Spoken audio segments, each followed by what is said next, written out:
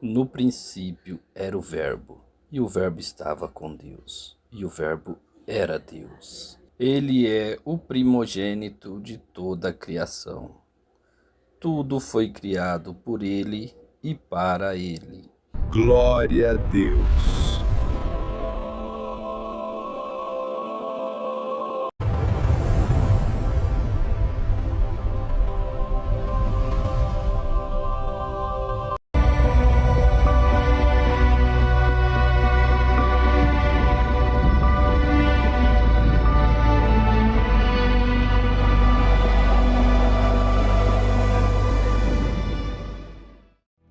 Gênesis, capítulo 1.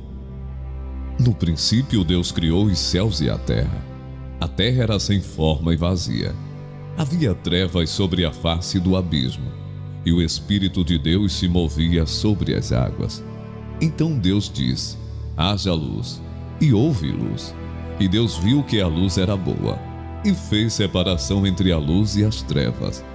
Deus chamou a luz dia, e chamou as trevas noite. Houve tarde e manhã, o primeiro dia. E Deus disse: haja um firmamento no meio das águas, e separação entre águas e águas. E Deus fez o firmamento, e a separação entre as águas debaixo do firmamento, e as águas acima do firmamento. E assim aconteceu. E Deus chamou ao firmamento céus. Houve tarde e manhã, o segundo dia. E Deus disse: ajuntem-se as águas debaixo dos céus, num só lugar, e apareça a porção seca. E assim aconteceu. Deus chamou a porção seca terra, e ao ajuntamento de águas chamou mares. E Deus viu que isso era bom. E Deus disse: que a terra produza relva, ervas que deem semente, e árvores frutíferas que deem fruto segundo a sua espécie, cuja semente esteja no fruto sobre a terra. E assim aconteceu. E a terra produziu relva, ervas que davam semente segundo a sua espécie, e árvores que davam fruto, cuja semente estava nele, conforme a sua espécie. E Deus viu que isso era bom. Houve tarde e manhã, o terceiro dia. E Deus disse: que haja luzeiros no firmamento dos céus, para fazerem separação entre o dia e a noite, e sejam eles para sinais, para estações, para dias e anos. E sirvam de luzeiros no firmamento dos céus, para iluminar a terra. E assim aconteceu. Deus fez os dois grandes luzeiros, o maior para governar o dia, e o menor para governar a noite. E fez também as estrelas, e os colocou no firmamento dos céus, para iluminarem a terra, para governarem o dia e a noite, e fazerem separação entre a luz e as trevas. E Deus viu que isso era bom.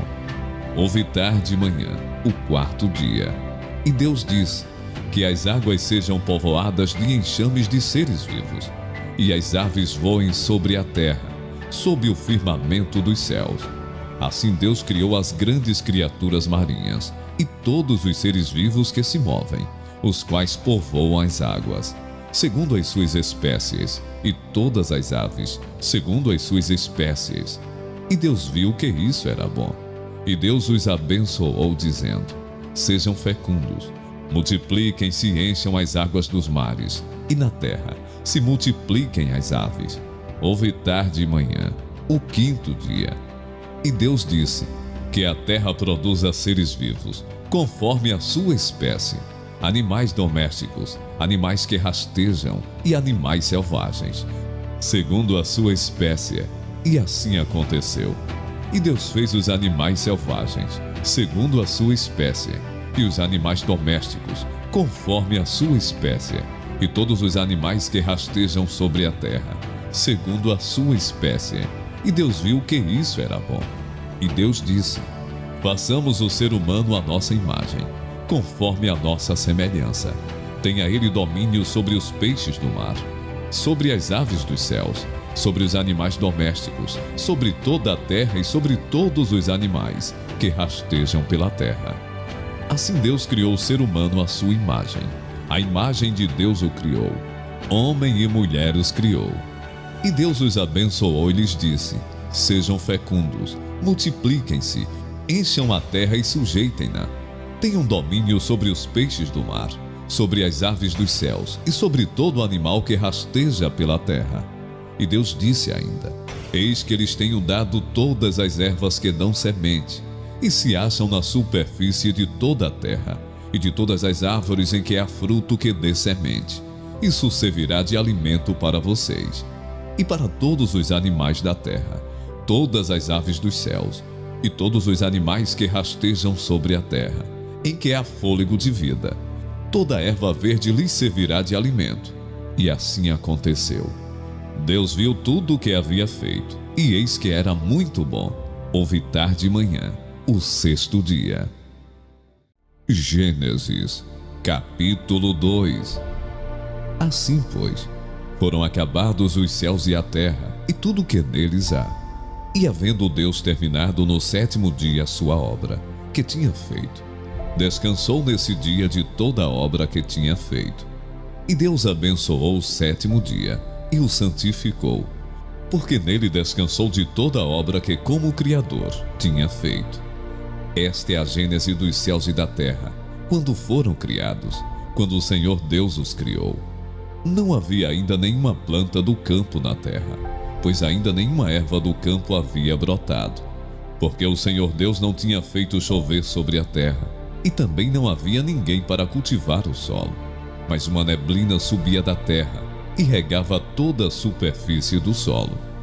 Então o Senhor Deus formou o homem do pó da terra. Ele soprou nas narinas o fôlego de vida, e o homem se tornou um ser vivente. E o Senhor Deus plantou um jardim no Éden, na direção do Oriente, e pôs nele o homem que havia formado.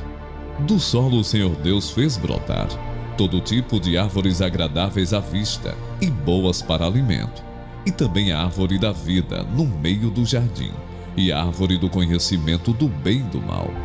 E um rio saía do Éden para regar o jardim, e de lá se dividia, repartindo-se em 4 braços. O nome do primeiro é Pison, que rodeia a terra de Avilá, onde há ouro. O ouro dessa terra é bom. Também se encontram lá o bidélio e a pedra de ônix. O nome do segundo rio é Gion, é o que rodeia a terra de Cute. O nome do terceiro rio é Tigre, é o que corre pelo leste da Assíria.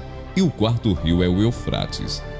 O Senhor Deus tomou o homem e o colocou no jardim do Éden, para o cultivar e o guardar. E o Senhor Deus ordenou ao homem: de toda árvore do jardim você pode comer livremente, mas da árvore do conhecimento do bem e do mal você não deve comer, porque no dia em que dela comer, você certamente morrerá. O Senhor Deus disse ainda: não é bom que o homem esteja só. Farei para ele uma auxiliadora que seja semelhante a ele. Havendo, pois, o Senhor Deus formado da terra todos os animais do campo e todas as aves dos céus, trouxe-os a Adão, para ver que nome lhes daria. E o nome que ele desse a todos os seres vivos, esse seria o nome deles. O homem deu nome a todos os animais domésticos, às aves dos céus e a todos os animais selvagens, mas para o homem não se achava uma auxiliadora que fosse semelhante a ele. Então o Senhor Deus fez cair um pesado sono sobre o homem, e este adormeceu. Tirou-lhe uma das costelas e fechou o lugar com carne. E da costela que havia tirado do homem, o Senhor Deus formou uma mulher, e a levou até ele. E o homem disse: esta, afinal, é osso dos meus ossos e carne da minha carne. Será chamada varoa, porque do varão foi tirada. Por isso, o homem deixa pai e mãe e se une à sua mulher, tornando-se os dois uma só carne. Ora, um e outro, o homem e a sua mulher, estavam nus e não se envergonhavam.